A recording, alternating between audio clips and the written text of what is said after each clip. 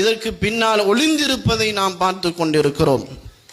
அன்பான சகோதரர்களே, எனவே இந்த பின்னணியில் இந்த அப்துல்லாவுடைய விடயத்தில் யாரெல்லாம் ஒரு ஹரஃபை, ஒரு எழுத்தை அவருக்கு ஊட்டுவதற்கு, கற்பிப்பதற்கு யாரெல்லாம் பாடுபட்டார்களோ அவர்கள் ஒவ்வொருவரும் பாக்கியசாலிகள், இந்த வரலாற்றினுடைய பங்குதாரிகள் அவர்கள் எல்லோரும்.